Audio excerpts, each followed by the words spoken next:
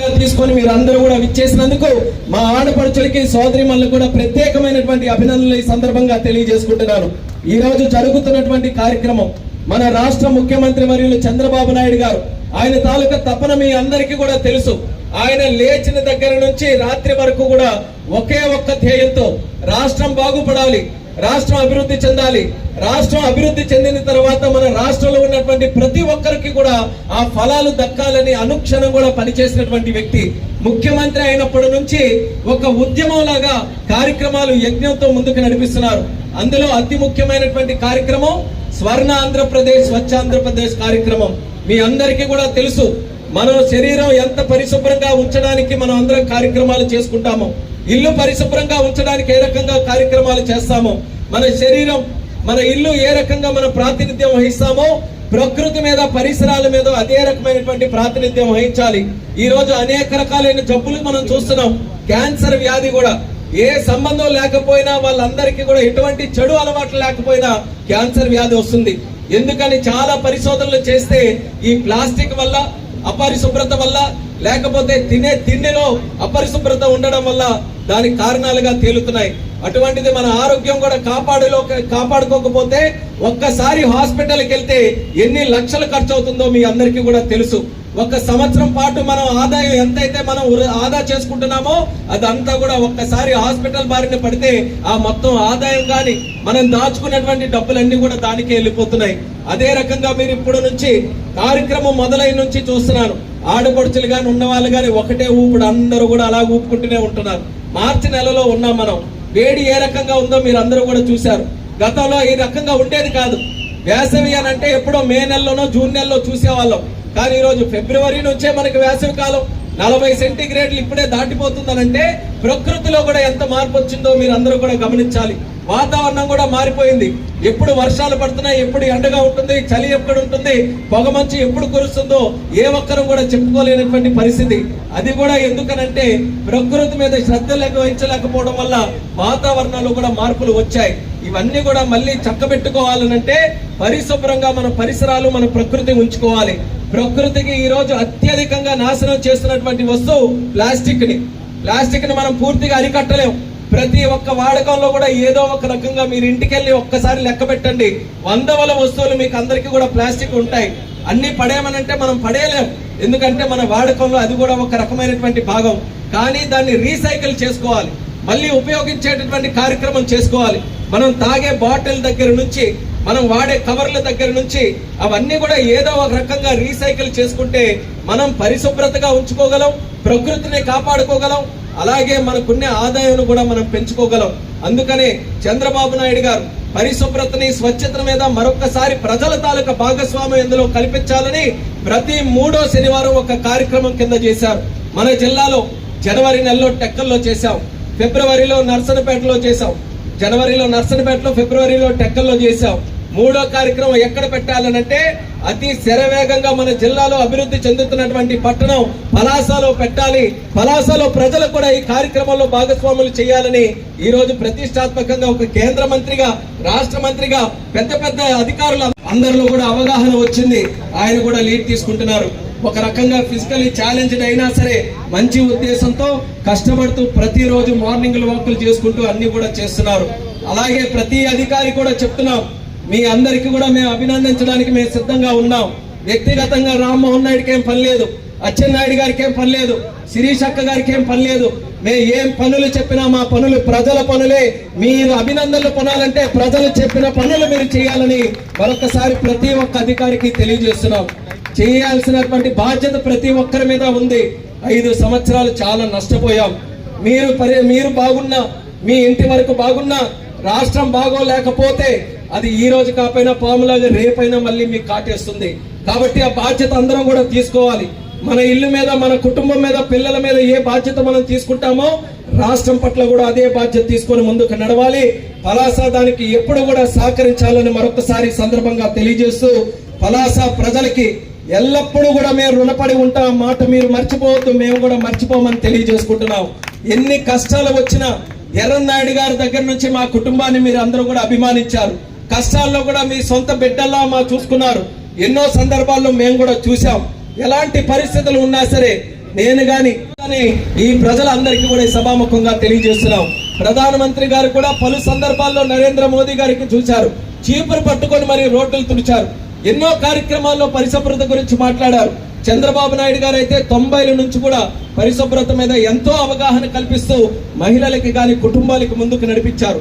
కానీ ఇది సక్సెస్ జరగాలనంటే ప్రధానమంత్రులు, ముఖ్యమంత్రులు లేకపోతే కేంద్ర మంత్రులు మాట్లాడడం కాదు, సామాన్యులు మాట్లాడాలి, ప్రజలు మాట్లాడాలి, ప్రజలు ఇందులో భాగస్వాములు అవ్వాలి, ప్రజల బాధ్యత తీసుకోవాలి, ఇంటి దగ్గర నుంచే ఆ ఉద్యమం రావాలి. అందుకని స్వచ్ఛాంధ్ర ఉద్యమం ఏదైతే ఈ రోజు సరికొత్తగా ముందుకు నడుస్తుందో దానికి ఇక్కడ ఉన్నటువంటి పలాస ప్రజలు మేము సైతం ఇందులో ముందుకు నడుస్తాం, మా పలాసాని పరిశుభ్రంగా ఉంచుకుంటాం, మా ఆరోగ్యాన్ని మేము కాపాడుకుంటాం అనేటటువంటి ఒక ఆలోచనతో అందరూ కూడా ముందుకు రావాలని ఈ సందర్భంగా పిలుపునిస్తున్నాం. మీకోసం పనిచేయడంలో ఈ 9 నెలలు మీరు చూశారు ఎంత మార్పు ప్రభుత్వం మారిన తర్వాత వచ్చిందో. గత ప్రభుత్వం విడిచి వెళ్ళినటువంటి 2 చెప్పనా? చంద్రబాబు నాయుడు గారు ముఖ్యమంత్రి అయితే ఆయన ఆఫీస్కి వెళ్ళి చూస్తే 2 వస్తువులు ఉన్నాయి ఆయన దగ్గర. ఒకటి అప్పులు ఉన్నాయి, భారీగా గత 5 సంవత్సరాలు అప్పుల మీద అప్పులు చేసి చిల్లి గవ్వ కూడా ప్రభుత్వం దగ్గర లేకుండా చేశారు. ఒక పక్కన అప్పులు పెట్టెళ్లారు, మరొక పక్కన చంద్రబాబు నాయుడు గారు రాష్ట్రంలో ఏం మిగిలిపోయింది 5 సంవత్సరాలు అంటే చెత్త కుప్ప వదిలిచి వెళ్లారు. చెత్తలు కుప్పలు కుప్పలుగా చేర్చి ఎక్కడ చెత్త కూడా తీసే పరిస్థితిలో లేకుండా గత 5 సంవత్సరాలు అనేక రకాలైనటువంటి ఇబ్బందులు ప్రజలు రాష్ట్రం పడ్డాయి. ఇప్పుడు చెత్త నుంచి సంపద మళ్ళీ ఎలా తయారు చేయాలన్న ఆలోచనతో ప్లాస్టిక్ ను కూడా వాడుకోవడం, దాన్ని వినియోగించుకోవడం, రీసైకిల్ చేయడం, అలాగే మనకున్నటువంటి వెట్ వేస్ట్ కానీ తడి చెత్త పొడి చెత్త రెండింటినీ కూడా వాడుకోవడంలో కొత్త కొత్త ఆలోచనలతో ఈరోజు ముందుకు నడుస్తున్నాం. ఇంటి దగ్గరే మీరు తడి చెత్తని పొడి చెత్తని వేరువేరుగా చేసి మీ కార్యక్రమాలు అక్కడ నుంచే మొదలు చేసుకోగలిగితే మిగతా కార్యక్రమాలు అధికారులు చేసినటువంటిది, ప్రభుత్వం చేసినటువంటిది చాలా చక్కగా చేయొచ్చని సందర్భంగా తెలియజేస్తున్నాను. మీరు ప్రత్యేకమైనటువంటి దృష్టి పరిశుభ్రత మీద పెడుతూ మీ పిల్లల ఆరోగ్యం కోసం, మీ ఆరోగ్యం కోసం కాస్త ఈ ప్రోగ్రాం మీద శ్రద్ధ వహించాలని కూడా ఈ సందర్భంగా తెలియజేస్తున్నాను. అలాగే పలాస నియోజకవర్గం, పలాస పట్టణం ముఖ్యంగా ఒక చరిత్ర ఉంది. పలాస అనంటే కేవలం మన శ్రీకాకుళం జిల్లాకి కేంద్రంగా కాదు, చుట్టుపక్కల ఉన్నటువంటి ఒరిస్సా సరిహద్దుల్లో కూడా ఇప్పటికీ కూడా గ్రామాలకు వెళ్తే పట్టణం వెళ్తున్నావు, ఎక్కడికి వెళ్తున్నావు అని అంటే పలాస అనే చెప్తారు, కాశీబొగ్గ అని చెప్తారు. అంటే ఈ చుట్టుపక్కల ఉన్నటువంటి వందలాది మంది గ్రామాలకందరికీ కూడా వ్యాపార కేంద్రంగా, విద్యా కేంద్రంగా ఈ పలాస పట్టణం ఉంది. అటువంటి పట్టణాన్ని ఆ పూర్వ వైభవం తీసుకొని వచ్చి ఇక్కడ ఉన్నటువంటి సమస్యలకి శాశ్వత పరిష్కారం అందించాలనే ఆలోచనతో శిరీష్ అక్క గారు ఎమ్మెల్యే అయిన దగ్గర నుంచి కూడా ఒక పట్టుదలతో పనిచేసి ప్రతి ఒక్క సమస్య మీద అవగాహన తెచ్చుకొని రాష్ట్ర ప్రభుత్వం నుంచి కేంద్ర ప్రభుత్వం వరకు అందరి సహకారం తీసుకొని పట్టణాన్ని బాగు చేయాలి, నియోజకవర్గాన్ని బాగు చేయాలని ఎన్నో కార్యక్రమాలు చేస్తున్నారు. ఇప్పుడే అచ్చెన్నాయుడు గారు చెప్పారు, గత 5 సంవత్సరాల్లో మేము పలాసలో ఎప్పుడు వచ్చినా సరే ఏ రకంగా ఉండేది వాతావరణం అంటే భయంతో కూడినటువంటి వాతావరణం. ప్రజల దగ్గరికి వెళ్లాల్సినటువంటి మేము గాని, మా నాయకులు గాని, కార్యకర్తలు గాని ప్రజల చుట్టూ తిరగాల్సిన వాళ్ళందరికీ కూడా పోలీస్ స్టేషన్ల చుట్టూ తిప్పారు. మంచిగా మాట్లాడినా సరే అది అడ్డదిడ్డగా చేసి పూర్తిగా అందరినీ కూడా ఏదో ఒక రకంగా కక్ష సాధింపుగా చేశారు. కానీ మా ఆలోచన అది కాదు.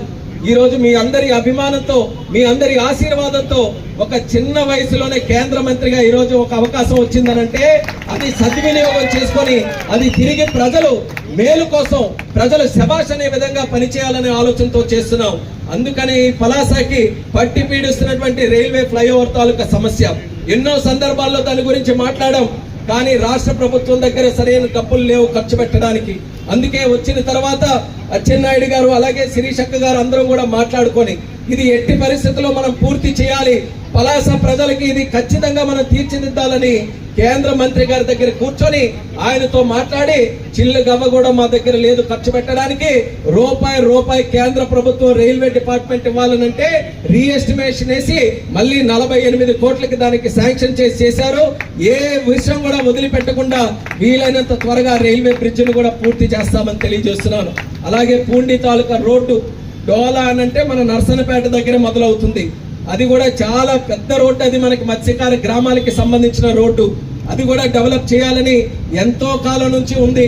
ఆ నియోజకవర్గాలు అక్కడ నర్సనపేట, టెక్కలి, పలాస అన్ని నియోజకవర్గాలు వాళ్ళందరి తాలూకు ఆలోచనల మేరకు సుమారు 125 కోట్ల రూపాయలు ఆ రోడ్డు కూడా వెడల్పు చేస్తూ బ్రహ్మాండంగా చేయడానికి అది కూడా చేశాం.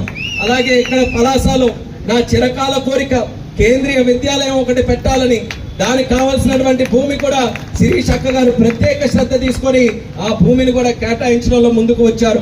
కలెక్టర్ గారు కూడా చాలా చక్కగా దానికి సహకరించారు. వీలైనంత త్వరగా టీమును కూడా రప్పించి కేంద్రీయ విద్యాలయం కూడా పలాసకి తీసుకొని రావడానికి నేను కృషి చేస్తున్నాను అన్న విషయం మీ అందరికీ కూడా తెలియజేస్తున్నాను. దానితో పాటు చెప్పాను, ఎయిర్పోర్ట్ను కూడా తీసుకొని వస్తామని. నాకు జిల్లాకి తీసుకొని రావాలని ఉండింది, కానీ జిల్లాలో కూడా ఏదో ఒక లొకేషన్కి తీసుకొని రావాలి. ఆ లొకేషన్కి తీసుకొని రావాలనంటే చంద్రబాబు నాయుడు గారితో మాట్లాడినప్పుడు ఆయన అన్నారు, మన ఎయిర్పోర్ట్ మూలపేట పోర్ట్ పక్కన పెట్టండి అని. కానీ అచ్చెన్నాయుడు గారు నేను మాట్లాడుకున్నాం, మన టెక్కలి నియోజకవర్గానికి పోర్ట్ ఉంది, మనకి ఎయిర్పోర్ట్ వస్తే మాత్రం అది పలాసకే మనం తీసుకొని వెళ్ళాలి, పలాసకే మనం అప్పచెప్పాలని ఆ రోజు అందరం కూడా నిర్ణయించుకొని మన ప్రాంతంలో పెట్టాలి. ఎందుకనంటే అది కేవలం ఈ రోజు ఏదో ఫ్లైట్లు ఎక్కి దిగడానికి అని కాదు, మన పిల్లల ఉద్యోగాల కోసం. ఎంతమంది తల్లులు ఎక్కడ ఉన్నారు, పిల్లలు చదువుకుంటున్నారు, వాళ్ళకు ఉద్యోగాలు లేవని ఎంత ఆరాటపడుతున్నారు మీరు అందరూ కూడా. నేను ఈ రోజు ఎయిర్పోర్ట్లు అన్ని కూడా తిరుగుతున్నాను, దేశంలో ఎక్కడెక్కడికో వెళ్తున్నాను. హైదరాబాద్ వెళ్ళినా, బెంగళూరు వెళ్ళినా, ఢిల్లీ వెళ్ళినా మన పలాస కుర్రాళ్ళు, ఇచ్చాపురం కుర్రాళ్ళు, శ్రీకాకుళం కుర్రాళ్ళు అక్కడందరూ కూడా పనిచేస్తున్నారు. అన్న ఎప్పుడు నువ్వు కడతావు ఎయిర్పోర్ట్ అక్కడికి, మేము ఇక్కడ వదిలేసి మా ఇంటి దగ్గరే మా అమ్మ నాన్న దగ్గర ఉండి ఆ ఎయిర్పోర్ట్ లో పని చేసుకుంటామని ఎంతో మంది, వేలాది మంది ఈ రోజు ఎదురు చూస్తున్నారు. మరి వాళ్ళందరికీ కూడా మనం న్యాయం చేయాలా వద్దా అని పలాస ప్రజలందరికీ కూడా అడుగుతున్నాను. దానికోసం మీరందరూ కూడా సహకరించండి. చంద్రబాబు నాయుడు గారు కూడా ఈ రోజు మంచి దృష్టితో మన దగ్గర ఎయిర్పోర్ట్ పెట్టాలని సహకరిస్తున్నారు. కేంద్రం నుంచి ఏది మీరందరూ కూడా ధైర్యంగా నిలబెడితే బ్రహ్మాండమైనటువంటి ఎయిర్పోర్ట్ మన పలాసలో నిర్మిస్తామని ఈ సభాముఖంగా మీ అందరికీ కూడా తెలియజేస్తున్నాను. ఇలా పలాస నియోజకవర్గం తాలూకా రూపురేఖలు మార్చాలని ఈ 5 సంవత్సరాల్లో అన్ని విషయాల్లో కూడా చొరవ చూపించి మీ సమస్యలు పరిష్కరించాలని ఒక ఉద్యమంగా తీసుకొని మేమందరం కూడా కృషి చేస్తున్నాం. అందులోనూ మీకు అందరికీ కూడా పట్టి పీడిస్తున్నటువంటి ఇంకో సమస్య త్రాగునీటి తాలూకా సమస్య. దానికి కూడా ఎప్పుడో నుంచో ఆఫ్షోర్ రిజర్వాయర్ పూర్తి చేసుకొని మన మహేంద్ర తనయ నుంచి నీళ్లు మన పలాస నియోజకవర్గానికి పట్టణానికి తీసుకొని రావాలని ఒక ప్రాజెక్ట్ ఉంది. అది కూడా గతంలో శివాజీ గారు శాసనసభ్యులుగా ఉన్నప్పుడు దాని మీద ఒక ఉద్యమం చేశారు, పోరాటం చేశారు, గడ్డం దీక్ష చేశారు. ఎట్టి పరిస్థితుల్లో నీళ్లు తీసుకొని రావాలని అచ్చెన్నాయుడు గారి తాలూకా సహకారంతో ఆ రోజు 434 కోట్ల రూపాయలు శాంక్షన్ చేశాం. పనులు కూడా చాలా వరకు ముందుకు నడిపించాం. కానీ 2019లో ప్రభుత్వం మారిపోయిన తర్వాత ప్రాజెక్టును కూడా పడుకోబెట్టారు. ఒక్క రూపాయి దానికి కేటాయించలేదు. ఆ సమస్యలు కానీ ఏది కూడా పరిష్కరించలేదు.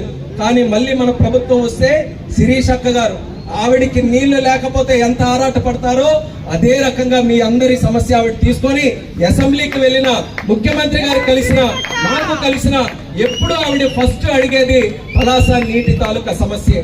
మొన్న ఒక సందర్భంలో చంద్రబాబు నాయుడు గారు కూడా శ్రీకాకుళం వచ్చి ఒక రివ్యూ మీటింగ్ పెట్టారు. అందరు ఎమ్మెల్యేలతో మాట్లాడారు.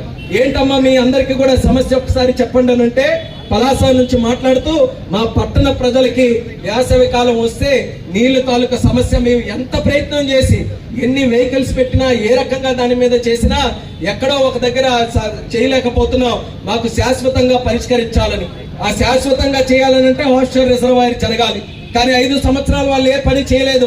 ఇప్పుడు మళ్ళీ మనం మొదలుపెట్టి పనులు చేస్తే సంవత్సరాలు పని అవుతుంది. ఇప్పుడే అభినందించాలి మన అచ్చెన్నాయుడు గారికి.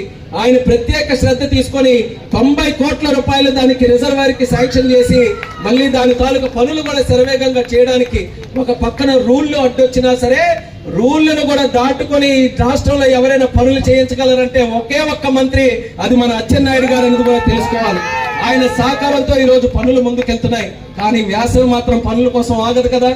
వేసవికి మేమేదో 3 సంవత్సరాలు 2 సంవత్సరాలు అవుతుంది, మరి అప్పటి వరకు నువ్వు ఆగమ్మా అని అంటే వేసవి ఆగదు, వస్తుంది. ఇప్పటి నుంచే సమస్యలు మొదలవుతున్నాయి. అందుకనే ఆ రోజు చంద్రబాబు నాయుడు గారి సమక్షంలోనే ఎర్రన్నాయుడు గారు ఆ రోజు చేసినటువంటి ఉద్దాన స్కీమ్ నుంచి కూడా దీనికి నీళ్లు తీసుకొని రావాలి, కేదార్పురం మీదుగా దానికి తీసుకొని రావాలని ప్రత్యేకంగా ఒక ప్రాజెక్టుని చేసి దానికి అన్ని రకాలుగా ప్రపోజల్కి ముందుకు నడిపిస్తున్నాం. ఇక్కడ కమిషనర్ గారు కానీ, కలెక్టర్ గారు కానీ అందరూ ఉన్నారు, శశిభూషణ్ గారు కూడా ఉన్నారు. ఆర్డబ్ల్యూఎస్ నుంచి కావాల్సిన సహకారం మీరందరూ కూడా ఖచ్చితంగా ఇవ్వాలి. మా ఆలోచన 1 నెలలోనే అది పూర్తి చేసి వాటర్ ఇక్కడ ఇప్పించాలనే ఆలోచనతో మేము ఉన్నాం. దానికి మీరందరూ కూడా సహకరించండి అని కూడా ప్రజల తరపున ఈ సందర్భంగా తెలియజేస్తున్నాం. అది ఎట్టి పరిస్థితుల్లో ఆ రకమైనటువంటి